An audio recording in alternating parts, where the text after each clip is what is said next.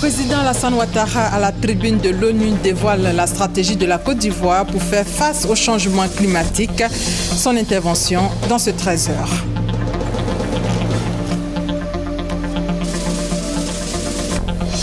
Dans ce 13h également, un fait divers, un présumé voleur de livres mis aux arrêts à la gendarmerie d'Adiaké.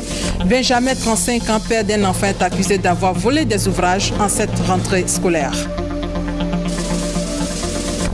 Incertitude sur le sort de l'otage français en Algérie. Les recherches se poursuivent alors que l'ultimatum a expiré. Il est 13h à Abidjan. Bienvenue à tous. Commençons directement par cette intervention du président Alassane Ouattara à la tribune de l'ONU. Le chef de l'État a exposé sur la stratégie ivoirienne de lutte contre le réchauffement climatique. Écoutons le chef de l'État. Le sommet mondial sur le climat, thème ayant marqué cette journée de la 69e session de l'Assemblée générale de l'ONU, le président de la République de Côte d'Ivoire, intervenant sur le sujet, a indiqué que la Côte d'Ivoire entendait promouvoir les énergies propres et renouvelables afin de réduire considérablement les émissions de gaz à effet de serre et de contribuer à l'atteinte de l'objectif de limiter le réchauffement de la planète à 2 degrés Celsius. Mon pays, la Côte d'Ivoire, subit de plein fouet les effets du réchauffement climatique à travers la dégradation de ses côtes et l'avancée de la mer sur le continent. À travers aussi de graves inondations cette année qui ont occasionné des pertes en vie humaine, l'avancée des zones arides et la perte d'environ 200 000 hectares de forêt chaque année. Nous devons réagir à la hauteur de la menace et tracer la voie d'un accord contraignant au sommet de Paris en 2015. Ainsi, mon pays adhère pleinement aux mécanismes mis en place lors des négociations intergouvernementales au sein de la Convention cadre des Nations Unies pour le changement climatique. Il adhère par ailleurs au cadre d'action de Hyogo 2005-2015 qui invite les pays à rendre les communautés et l'environnement plus résilients face aux catastrophes. Dans le cadre de sa mise en œuvre, la Côte d'Ivoire a créé la plateforme nationale de réduction des risques et de gestion des catastrophes. Au mécanisme international de réduction des émissions de gaz à effet de serre issus de la déforestation et de la dégradation des forêts, en abrégé REDD+, qui traduit notre volonté de contribuer à la lutte mondiale contre le changement climatique, mais surtout à la restauration de notre couvert forestier fortement dégradé ces dernières années. Les énergies renouvelables représenteront 5% de la puissance installée en 2015, 15% en 2020 et 20% en 2030. Grâce au développement de l'énergie solaire, de la biomasse et de la petite hydroélectricité, l'efficacité énergétique sera portée à 20%. La part de l'hydroélectricité, grâce à l'extraordinaire potentiel du pays, va augmenter considérablement avec la mise en service du barrage hydroélectrique de Soubré dans le sud-ouest de 75 MW à l'horizon 2018 et l'achèvement en 2019 de 7 barrages hydroélectriques d'une capacité cumulée de 954 MW. Ainsi, la part de l'hydroélectricité dans le mix énergétique représentera près de 40% à l'horizon 2025-2030. La Côte d'Ivoire a adopté un nouveau code d'électricité qui encourage la production d'électricité à partir de sources d'énergie renouvelable et met l'accent sur l'efficacité énergétique. Aussi, autre perspective, la Côte d'Ivoire envisage de s'engager dans l'initiative cacao carboneutre ou cacao déforestation zéro d'ici 2017. Par ailleurs, la Côte d'Ivoire crée en 2012 un programme national relatif au changement climatique, chargé d'élaborer un plan national d'adaptation au changement climatique.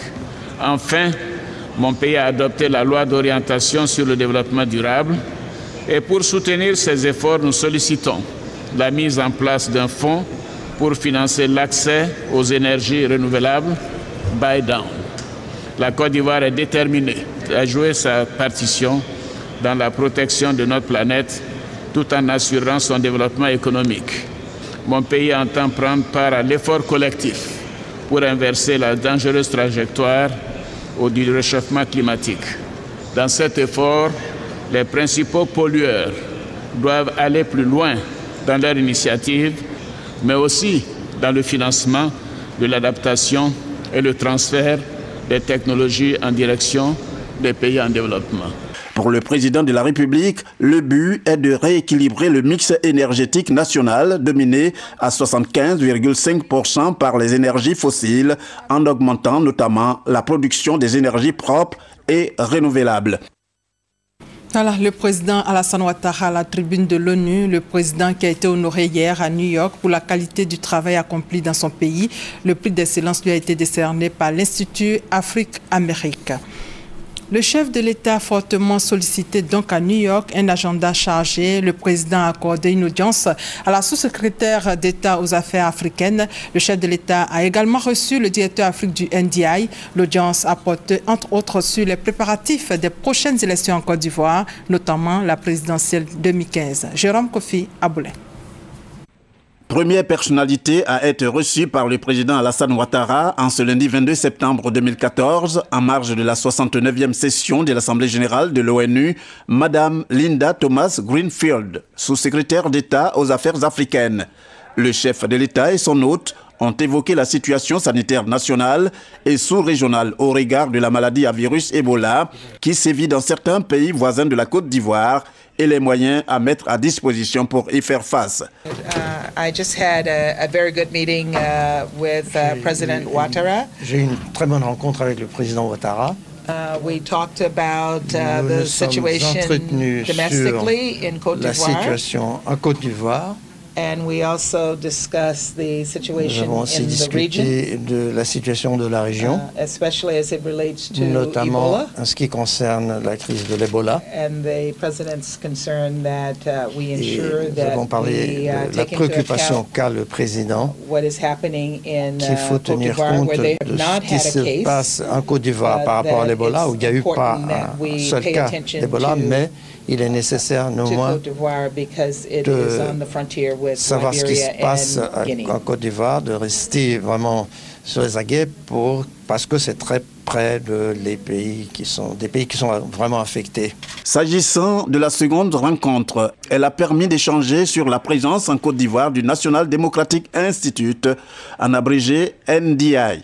Le responsable de cette structure, reçu par le chef de l'État, a dit avoir saisi l'occasion de cette rencontre pour souligner, une fois de plus avec le président Alassane Ouattara, l'importance de cette présence du NDI en termes de contribution au processus électoral. Il était important que je vienne m'informer des tout derniers développements auprès de son Excellence le Président de la République, solliciter aussi ses conseils sur la façon dont le NDI pourra continuer à apporter sa contribution.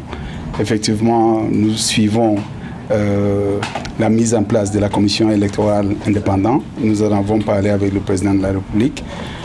On se réjouit du fait que les conversations se tiennent toujours entre les responsables de différents partis politiques. Et notre souhait, c'est que le consensus qui avait été retrouvé après la mission du NDI puisse demeurer afin que la commission puisse vraiment commencer son travail. Monsieur Christopher Foumounio a ajouté que c'était un grand honneur que le président Alassane Ouattara puisse lui accorder un peu de son temps en dépit de son calendrier très chargé en le recevant à son hôtel. Le président Alassane Ouattara a eu également une séance de travail avec l'ancien Premier ministre britannique chargé de l'éducation auprès de l'ONU, Gordon Brown. Il s'agit pour le chef de l'État de rencontrer des partenaires en vue d'apporter un soutien pour le financement du système éducatif. Ce soir à 20h, le reportage de Jérôme Kofi Aboulé. En Côte d'Ivoire, le gouvernement américain appuie la collaboration sous-régionale pour lutter contre Ebola. Un atelier de consultation régionale pour le renforcement des plans de préparation et de riposte à Ebola se tient à Abidjan. L'épidémie à virus Ebola a fait plus de 2500 morts en Afrique de l'Ouest. Pour le moment, la Côte d'Ivoire est épargnée. Le reportage de Christelle Mena. Harmonisation, riposte, épidémie. 3 mots récapitulatifs à noter de cet atelier de consultation régionale pour le renforcement des plans de préparation et de riposte à l'Ebola. Mais pas que, il s'agit aussi de renforcer les capacités nationales des pays participants pour faire face à tout événement significatif de santé publique. L'Agence internationale pour le développement, qui est USAID, a décidé, avec la collaboration du gouvernement de la Côte d'Ivoire, à monter cet atelier pour discuter ensemble comment on peut, au niveau national, au niveau sous-régional, préparer et riposter contre le virus d'Ebola. 10 pays ouest-africains non affectés par l'épidémie sont attendus. Comment se préparent-ils? Quels sont les plans de riposte prévus? Il est question lors de cet atelier de partage d'expériences pour une meilleure coordination sous-régionale de la lutte contre la maladie à virus Ebola. C'est une maladie qui affecte un certain nombre de pays dans notre région, mais tous les autres pays demeurent toujours à risque. Il est très important de pouvoir harmoniser des points de vue, harmoniser les messages à passer au niveau des pays pour pouvoir apporter la réponse régionale qu'il faut. Disposer de personnes ressources formées et de matériel de protection médicale suffisant, sensibiliser et mobiliser plus efficacement leur population, les pays ouest-africains reconnaissent certaines insuffisances face à une épidémie d'Ebola galopante, et ce, malgré le grand nombre de mesures déjà prises. Le gouvernement de Côte d'Ivoire, à travers le ministère de la Santé, s'est mis en position de pays qui a un cas, même si on n'a pas de cas. Nous sommes en train d'améliorer justement la prise en charge des cas. Nous sommes en train d'améliorer la coordination de toutes ces activités. Des priorités se dégagent déjà, notamment la surveillance épidémiologique ainsi que la sensibilisation et la mobilisation sociale. La maladie à virus Ebola a déjà fait plus de 2600 morts, 5 pays touchés dont 3 majoritairement. Le Libéria, pays le plus atteint, compte à lui seul plus de 50% des cas et des décès. Bientôt, Afreximbank aura une succursale à Abidjan. Cette banque va offrir aux opérateurs économiques ivoiriens et à ceux de la sous-région un accès direct au programme et facilité pour le financement du commerce. Un accord a été signé à cet effet en présence du Premier ministre Daniel Kablan-Duncan à la primature. Hugues Eveblé, reportage. L'ouverture de la succursale d'Afreximbank, officielle depuis ce début de semaine, est pour le président de cette institution financière la continuation de sa solide coopération avec la Côte d'Ivoire. Les opérateurs économiques ivoiriens, avec la succursale d'Abidjan, disposent désormais d'un accès direct à ces programmes et facilités, une opportunité également valable pour toute l'Afrique de l'Ouest francophone. Le développement d'infrastructures pour soutenir les activités économiques et commerciales dans la sous-région est une nécessité. L'Afrique de l'Ouest francophone représentait environ 33% du commerce de marchandises de la sous-région, avec une valeur totale de 11 milliards de dollars en 1994, qui est passée à 56 milliards de dollars en 2012.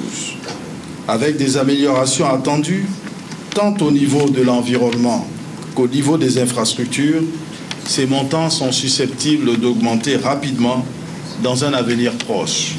L'installation de la succursale d'Abidjan, le Premier ministre Daniel Kablan-Duncan y voit une marque de confiance et surtout la preuve que le gouvernement ivoirien est engagé sur la bonne voie pour consolider la paix ainsi que la stabilité politique et économique retrouvée.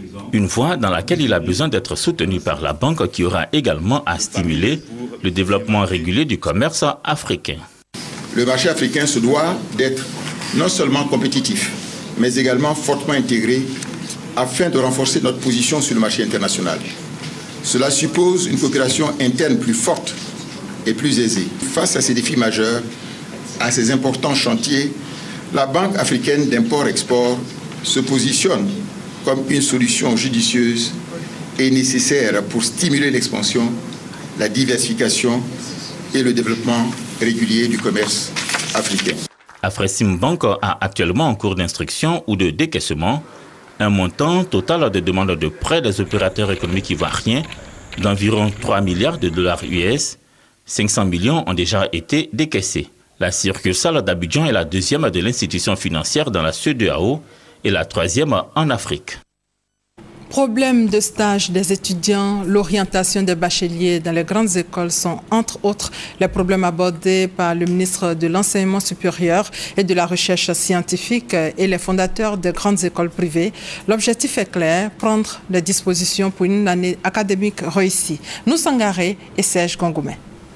Bientôt, c'est la rentrée des classes dans les grandes écoles. Rencontre donc entre le ministère de l'Enseignement supérieur et de la Recherche scientifique et les fondateurs des grandes écoles. Objectif, prendre ensemble les dispositions nécessaires en vue d'une année académique réussie.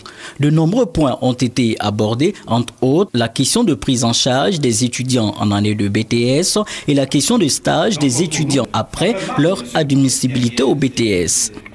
Nous avons donc demandé aux fondateurs d'annoncer aux prochains candidats que le BTS désormais c'est 10. Celui qui redouble paie la bourse, que les étudiants qui sont dans le privé sachent qu'ils sont obligés désormais de faire autant d'efforts, sinon de sacrifices, que leurs amis qui sont au public. L'État accorde des prises en charge à des jeunes qui pour certains ne vont presque pas au cours.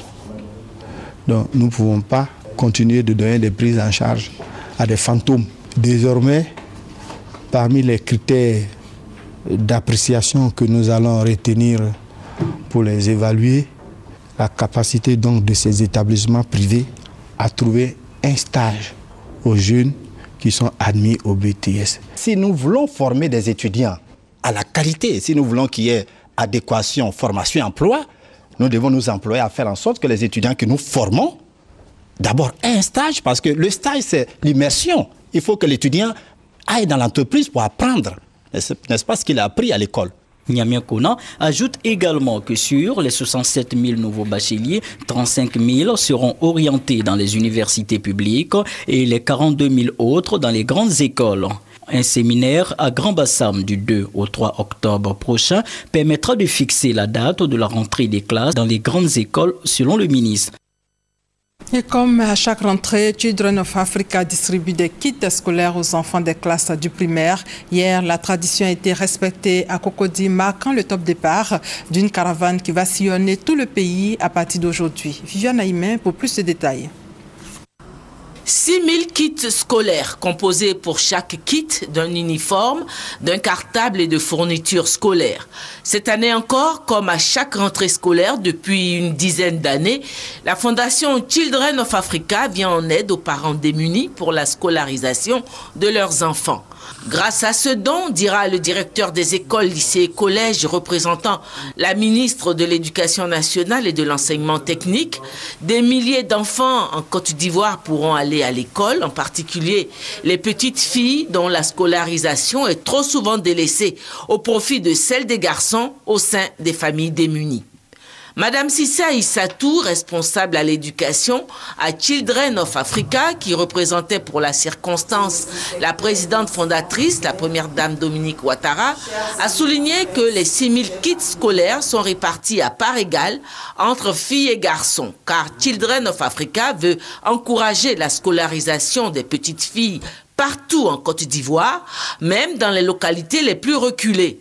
C'est pourquoi, en plus des cartables et des fournitures scolaires, 3 000 robes d'école ont été confectionnées, de même que 3 000 ensembles kaki pour garçons. La présidente de la fondation, Mme Dominique Ouattara, reste fidèle à ce qui est désormais pour elle une tradition. Faire le mieux possible pour rendre le cadre de vie et de travail meilleur pour les enfants et en particulier pour les petites filles. Depuis quelques années, les parents ont compris que la scolarisation des petites filles est effective. Elle est vraiment effective chez nous en Côte d'Ivoire. Et pour encourager nos parents, Madame la Première Dame les soutient dans cette distribution de kits scolaires. Au total, 6 000 écoliers du CP1 au CM2 vont recevoir les kits scolaires. Children of Africa apporte ainsi un soutien important à l'État dans sa politique de gratuité de l'école primaire. 15 localités retenues par Children of Africa, dont les localités reculées de Zanfla, Koukwezo, Angolo-Karak, Kachali, Aondo, vont bénéficier de ce don. Au nom de la présidente fondatrice de Children of Africa, Mme Cissé Aïssatou a remis symboliquement le don de la fondation aux représentants de la ministre de l'Éducation nationale et de l'enseignement technique qui, à son tour, a procédé à une remise symbolique aux représentants de 2 localités bénéficiaires, Grand Laou et Koukouézo, sous-préfecture de Ouragayo. Merci à Madame la Première Dame et à sa fondation qui fait beaucoup pour l'ensemble de la jeunesse de ce pays. Vous savez, nous sortons d'une longue période de crise et chaque année, la rentrée scolaire est assez difficile pour les parents. Donc quand vous avez une telle opportunité, en tant qu'élu, en tant que cadre, vous ne pouvez que saluer cette belle initiative de Madame la Première Dame. Sentiment de joie, de grande joie, vraiment. Quand il est rentré scolaire, il y a un stress pas possible pour les parents. Et là, la Première Dame vient en appoint pour soulager les parents. C'est une grande joie pour nous. Après cette cérémonie qui tient lieu de lancement, la caravane de distribution de kits scolaires de la Fondation Children of Africa va parcourir les 15 localités retenues pour donner les kits scolaires et offrir en plus des vivres pour les cantines scolaires et du matériel didactique pour l'enseignement des écoliers. Et cette rentrée scolaire où les élèves ont plus que jamais besoin de livres pour leur réussite, Benjamin Kwadjo, lui, n'en a pas conscience. L'homme âgé de 35 ans et père d'un enfant a volé des ouvrages scolaires. Il a été mis aux arrêts par la gendarmerie d'Adiaké. On fait le point avec Honorine Ngori. C'est en vue de faire face aux besoins de son ami pour la fête de la Tabaski que Benjamin Kwadjo a défoncé les portes des bureaux de quelques établissements d'Adiaké au dire du lieutenant Anno Célestin, chef des opérations des forces d'intervention rapide. Cet homme sans moyens s'est rendu à Adiaké, localité qu'il connaît très bien. Il choisit la nuit aidé par une coupure d'électricité pour se rendre dans plusieurs écoles primaires afin d'accomplir son forfait, celui de défoncer les bureaux de la directrice de l'établissement 3 d'Adiaké, Dame Aka. L'école 2 a subi le même sort la même nuit. Il emporte plusieurs livres dans de gros cartons. C'est au moment où Benjamin Kwadjo transportait son butin qu'il est appréhendé par des éléments des opérations des forces d'intervention rapide conduits par le lieutenant Célestin Anno en patrouille. Conduit à la gendarmerie d'Adiaké, l'accusé passe aux aveux. Soulignons que les vols de livres dans les écoles primaires d'Adiaké sont fréquents. L'ancien leader des jeunes patriotes sera face au juge le lundi prochain à La Haye. L'audience de confirmation des charges contre Charles Blé Goudé s'ouvrira ce jour pour prendre fin le 2 octobre prochain. Blé Goudé est poursuivi devant la CPI pour sa responsabilité pénale individuelle en tant que coauteur indirect pour 4 chefs de crimes contre l'humanité, meurtres, viols et autres violences sexuelles, actes de persécution perpétrés lors de la crise post-électorale. Dans le domaine de l'agriculture, les acteurs de la filière coton Anacad viennent d'organiser des ateliers bilan dans 3 régions de la Côte d'Ivoire, Kabadougou, Bafing, Folon. Objectif de ces rencontres, faire le bilan 1 an après de la réforme dans cette filière. Soros Sionfolo et Thérèse Tapeyoboué pour plus de détails. C'est en mars 2013 qu'est intervenue la réforme de la filière coton en arcade dans les régions productrices Kabadougou, Bafing, Folon. Cette réforme prévoit l'exécution de 6 axes stratégiques, à savoir l'encadrement, la transformation locale, la recherche, l'organisation des acteurs, la sacherie et la commercialisation. 1 an après, les acteurs de la filière font le bilan. Et 80% de la population a été satisfaite de la première année de la mise en œuvre réelle de la réforme dans la filière Anacad. Cependant, des difficultés demeurent, notamment le racket, la cherté de l'agrément, l'encadrement des producteurs et acheteurs. Nous souhaiterions dans le futur, c'est la création de l'interprofession qui pourra mieux défendre le collège des producteurs pour la création des coopératives qui vont dans le futur bénéficier des fonds de garantie pour pouvoir faire face aux problèmes quotidiens des producteurs en les empêchant d'être dépendants des acheteurs qui viennent leur soumettre des prix très bas. Il est à préciser que certains responsables de coopératives souhaitent une révision de la distribution de la sacherie qui doit revenir aux coopératives et non aux chefs de village et aux sous-préfets. La réforme de la filière coton en Arcade vise à terme la transformation locale de 35% de noix de cajou en 2016 et 100% à l'horizon 2020. Le programme d'appui à la sécurité alimentaire piloté par le ministère de l'Agriculture veut réduire la pauvreté dans le milieu des femmes rurales. Le programme vient d'offrir aux femmes de Bouna du matériel agricole composé essentiellement de produits phytosanitaires. Elles ont aussi bénéficié d'encadrement technique, nous dit Zani Gabriel. Ce sont plusieurs sacs de produits phytosanitaires, de pulvérisateurs et de bottes qui ont été remis aux associations féminines de Bouna, localité située au nord-est de la Côte d'Ivoire. C'est le programme d'appui à la sécurité alimentaire qui a fait cet important don. Tout ce matériel agricole permettra au groupement de femmes d'entretenir leurs champs sous la supervision technique de l'Agence nationale d'appui au développement rural, ANADER. Le représentant de l'agence a réaffirmé la disponibilité des agents à assurer le suivi et l'encadrement des coopératives. Pour rappel, ce don aux coopératives féminines de Bouna a été sollicité par Kabaniale, ministre chargé de l'économie et des finances, auprès de son homologue de l'agriculture. Objectif, participer au développement des femmes de la localité de Bouna. Le riz, le sorgho, le maïs et le mil sont entre autres les principales cultures de la région. Bientôt, une plateforme de travail sur la qualité du service public à Odjéné, annonce faite par le député de la commune d'Odjéné, Ibrahim Konaté. Le projet est financé par l'Agence des États-Unis pour le développement international. Chantal Eouma à Kanda. Les populations d'Odjéné vont bénéficier désormais de rencontres d'information et de sensibilisation liées à la qualité des services publics de leur localité.